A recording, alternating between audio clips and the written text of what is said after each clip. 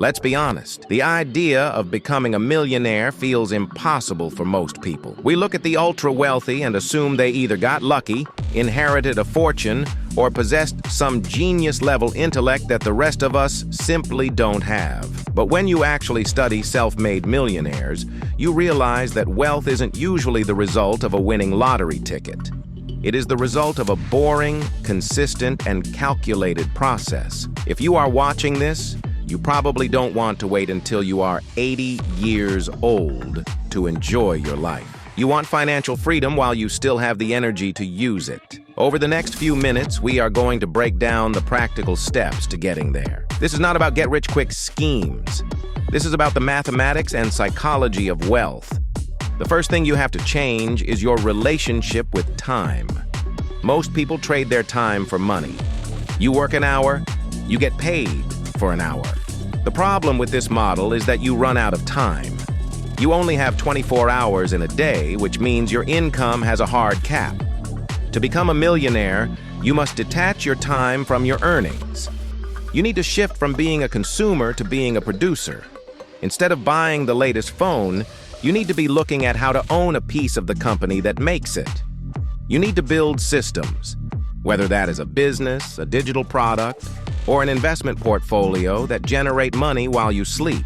This brings us to the second point, which is the rule of multiple streams of income. If you look at the data, the average millionaire has 7 distinct streams of income. This doesn't mean they have 7 different jobs. It means they have a salary, perhaps some dividends from stocks, maybe rental income from real estate, or royalties from intellectual property. If you rely solely on one paycheck, you are one bad meeting away from poverty. You need to start looking at your primary job not as the end goal, but as the funding source for your other streams. Use your 9 to 5 to fund your 5 to 9. Now let's talk about the math, specifically compound interest. Einstein reportedly called it the 8th wonder of the world. The human brain is bad at understanding exponential growth. We think linearly. If you save $500 a month, you think you will just have a pile of cash in 10 years. But if you invest that money into the market with an average return, that money multiplies. The trick is starting early.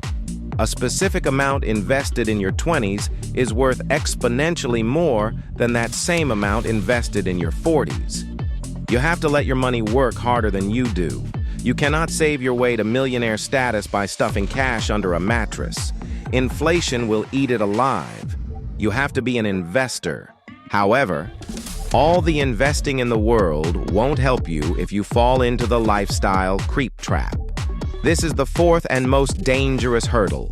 When most people get a raise, they immediately upgrade their lifestyle. They get a better car, a bigger apartment, and nicer clothes.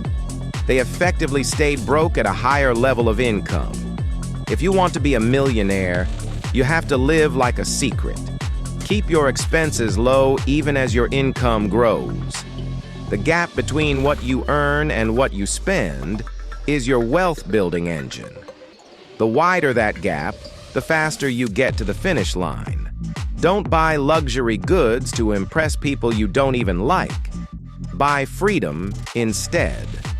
The 5th point is about your network. You have heard the saying that you are the average of the 5 people you spend the most time with.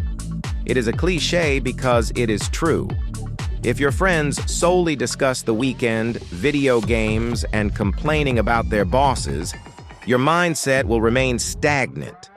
You need to surround yourself with people who talk about ideas, business, and growth. You don't necessarily need to dump your old friends, but you must actively seek out mentors and peers who are playing the game at a higher level than you are. Their normalization of success will make your own success feel achievable rather than impossible. Finally, you need to understand risk. Poor people play not to lose. Rich people play to win. There is a massive difference. If you are terrified of losing money, you will keep it safe in a bank account where it loses value every year due to inflation. You have to be willing to take calculated risks. This means educating yourself. The best return on investment you will ever get is the skills you put into your own brain. Financial literacy is not taught in schools.